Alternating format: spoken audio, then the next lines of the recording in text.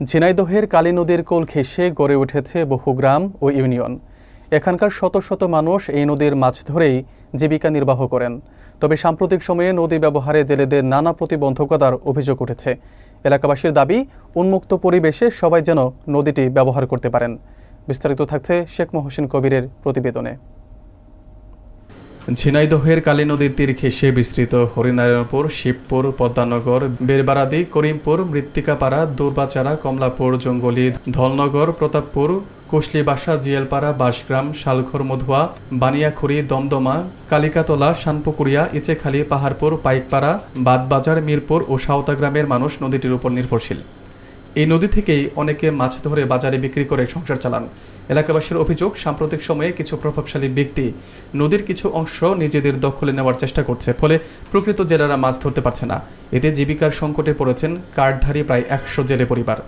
এদিকে বুধবার সকালে নদীর পাড়ে আয়োজিত এক সমাবেশে স্থানীয়রা জানান, কালী নদী বহু বছরের ঐতিহ্য বহন করে আসছে। এটি উন্মুক্ত থাকলে জেলেরা আবার স্বাভাবিকভাবে মাছ ধরতে পারবেন এবং এলাকার অর্থনীতি চাঙ্গা থাকবে।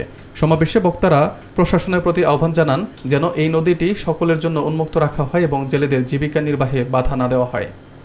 মাছও আছে, শিং মাছ আছে। তাহলে 40 বছর আগে কি মাছ মারতেন? 40 বছর আগে এই ধরনের মাছ মারি আসি, দুইটা বোয়াল উঠতো, রুই মাছ টাছ উঠতো। এখন কি এই নদীতে চিংড়ি মাছ আছে? না, চিংড়ি মাছ নেই এখন। ওই টাকি, শোল, গজার, ফলই উঠি। আমি আমার লাইফে আমি ছোট থেকে মাছ ধরি এবং আমার বড় ভাই মাছ ধরে এবং আমার ছোট আমার মুরব্বী যারা আছে তারা মাছ ধরে। এবং এই কালী নদীতে আমাদের একটা সমিতি ছিল। সেই সমিতি অনেক বিভিন্ন রকমের নেতাবর্গর কারণে আমাদের সমিতি নষ্ট হয়ে গেছে।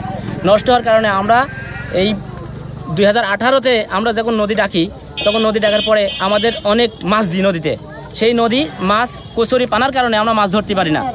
সেই না পারার কারণে আমরা দীর্ঘদিন ধরে আমরা নদীর কচুরি পানা ছোঁয়া করতেছি।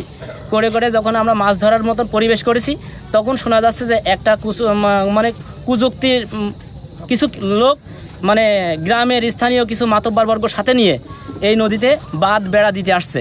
তখন আমরা জিজ্ঞেস করার পর বলছে যে আমরা জেলা প্রশাসকের কাছ থেকে আমরা বন্ধ ব্যবস্থা নিছি।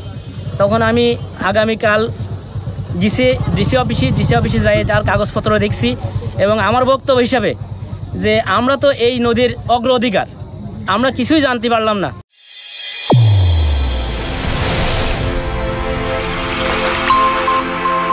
চ্যানেল A1 হৃদয়ের স্পন্দন।